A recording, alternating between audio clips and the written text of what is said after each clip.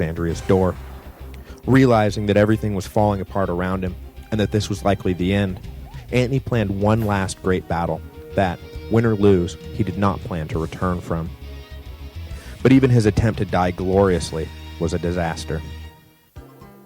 On August the 1st, he sent out the Egyptian navy to meet Octavian's fleet, which had been pacing their commander's advance. Antony himself stood at the head of a combined army of infantry and cavalry on land. When the navy engaged Octavian's fleet, Antony was going to launch a ground assault. But as soon as the ships were within earshot of one another, Antony's maritime forces announced their total surrender. Seeing the ships raise the white flag, Antony's cavalry deserted, followed quickly by scores of infantry. Soon, his entire army was running for their lives, leaving Antony, who had spent all this time planning a fine soldier's death, alone on the battlefield and humiliated.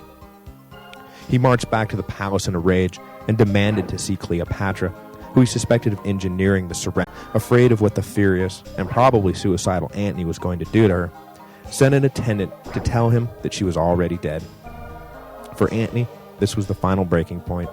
He returned to his room, stabbed himself in the stomach, and died. But not quite yet. The self-inflicted wound, though incredibly painful, was not immediately fatal. As he lay in agony dying, Cleopatra heard what he had done and decided to send for him. I'm not really sure this was the nicest thing in the world to do, seeing as how his suicide had been precipitated by the belief that she was already dead, but regardless, attendants dragged the dying Antony to Cleopatra's hiding place, a half-built mausoleum she had been constructing for herself over the years. When she saw Antony, she began to wail. Antony tried unsuccessfully to comfort her, and then, according to legend, called for one last cup of wine to drink before dying. The final goblet of Dionysian elixir quaffed, Antony died. Though posterity tends to record Actium as the final climax in the drama of the Second Triumvirate, it was not really until Octavian captured Egypt that the deal was really sealed.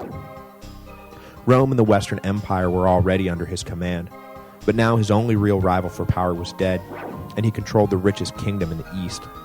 Now, his star was not just ascendant, it had ascended. He stood atop the Roman Empire, alone and unchallenged.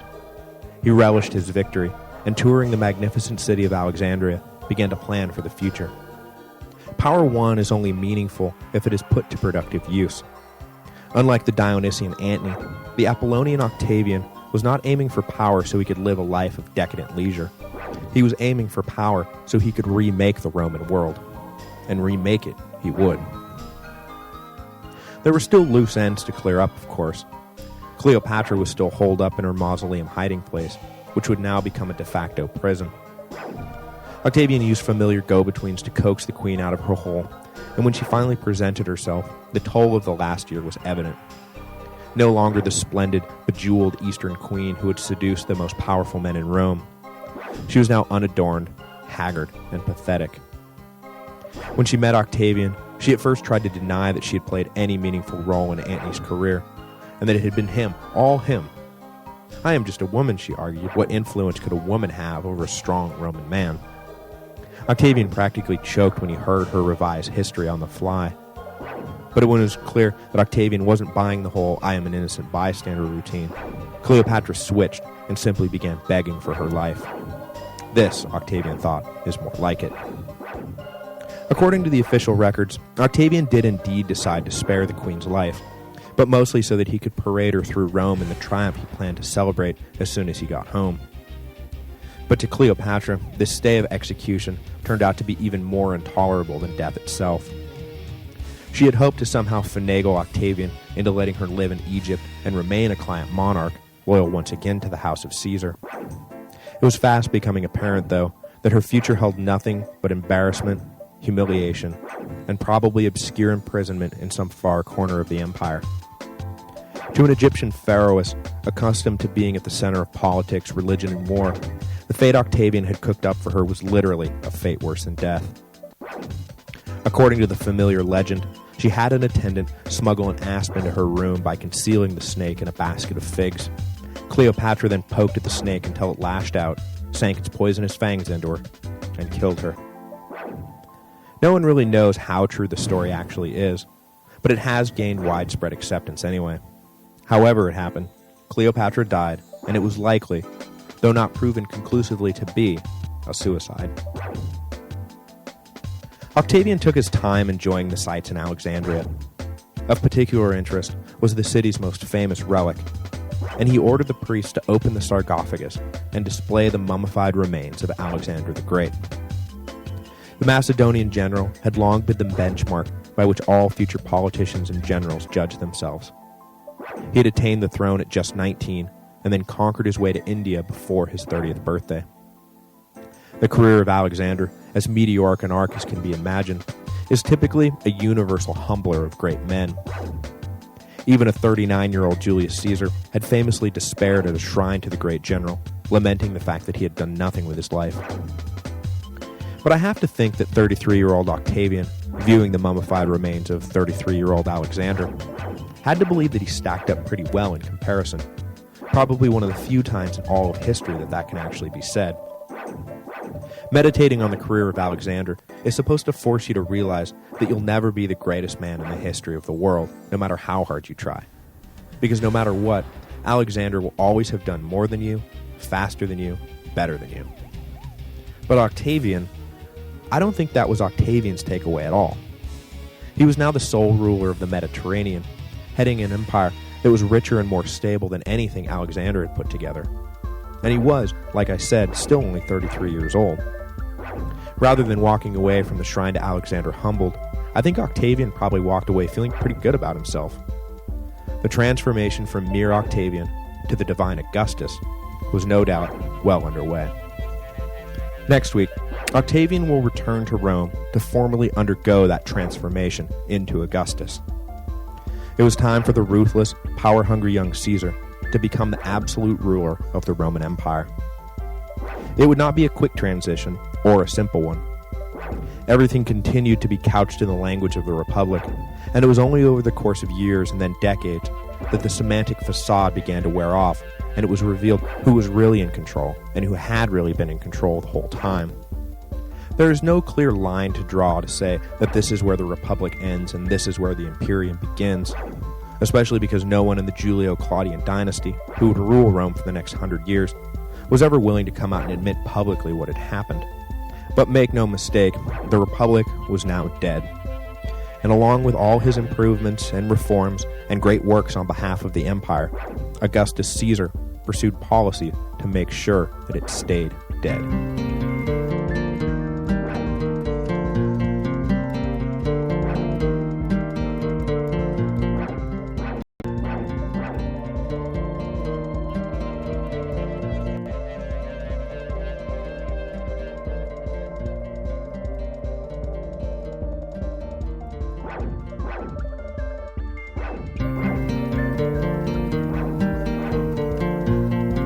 Hello, and welcome to the History of Rome. Episode 52, Caesar Augustus. Antony and Cleopatra were dead, though no one knew it at the time. When Octavian emerged victorious from the brief war with his old triumphant colleague in 30 BC, he was also ending nearly 20 years of continuous civil war. From the time Julius Caesar crossed the Rubicon in 49 BC, the empire had been subjected to almost 2 decades of constant civil strife. Had the sickly Octavian died young, no doubt the victory at Actium and the conquest of Alexandria would have been just 2 more milestones on the long road to stability. But much to everyone's surprise, not the least of which his own, Octavian wound up living well into his 70s. This meant that his victories were not just a few more markers along the way, they turned out to be the destination.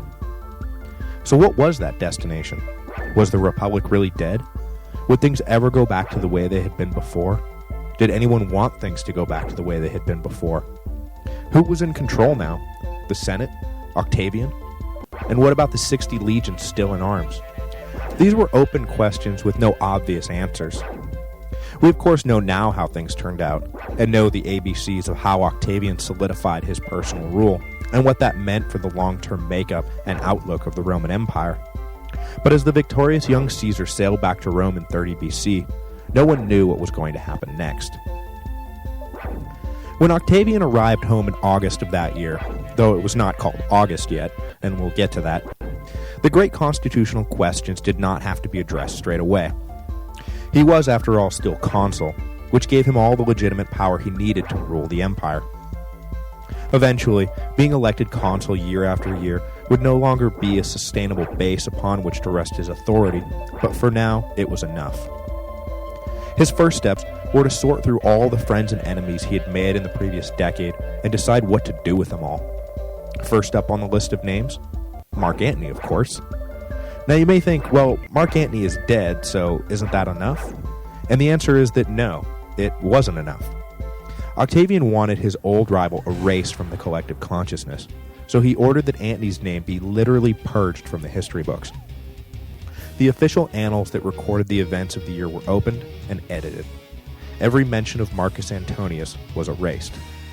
The same was done to various monuments and statues that had been erected in the last 30 years and still bore his name. Finally, it was decreed that no future son of the Antonius clan could be named Marcus. Octavian was making it clear that there is no Mark Antony, there never was a Mark Antony, and that we have always been at war with East Asia. As for the former allies of the now non-existent Mark Antony, Octavian decided their fates on a case-by-case basis. Unlike his uncle, Octavian was predisposed towards bloody vengeance, but with Maecenas acting as a moderating hand behind the scenes, Octavian actually ordered as many pardons as he did executions. The die-hard anti-Caesarians were killed or exiled, but the rest of his former enemies were folded into the new regime. The latter fact was highly publicized, the former not so much. In 29 BC, Octavian continued to serve as consul. Being an extremely deliberate and patient man, Octavian knew that the process of transforming himself into something bigger and greater than anything Rome had yet known would be a long process. For now, he would serve as the traditional executive, but he planned much greater heights for himself in the future. To prepare the population for his ascent to near godhood, Octavian had Maecenas set his army of poets to the task of glorifying their newly victorious patron. The culmination of the poetic propaganda campaign was, of course, the Aeneid, written by Virgil. Begun soon after Octavian's return to Rome, the epic poem would be published a decade later and eventually stand as one of the few great masterpieces of Latin verse. Though the quality of the work was no doubt a pleasant bonus, Octavian, by then Augustus, was most pleased to find Virgil taking pains to highlight the Julii clan's connection to Aeneas and the description of Augustus's ascent to power as a preordained inevitability. The myth of Augustus was beginning to take shape. The highlight of the year was the celebration of 3 triumphs in Octavian's honor, one each for his victories in Illyricum, Alexandria, and in Actium. Of course, with Antony now written out of the history books, the triumphs celebrating Actium and Alexandria were recast as victories over Cleopatra alone, the demonic Eastern queen who had tried to conquer noble Rome. For these latter 2 events, Octavian forced Cleopatra's children to parade through the streets of Rome in chains. Conspicuously absent, though, was 15-year-old Caesarion. As the one real threat to Octavian's claim on the Caesar name, there was no way Octavian was going to let young Caesarion make it out of Alexandria alive. Famously remarking that 2 Caesars is 1 Caesar too many, Octavian had the boy executed.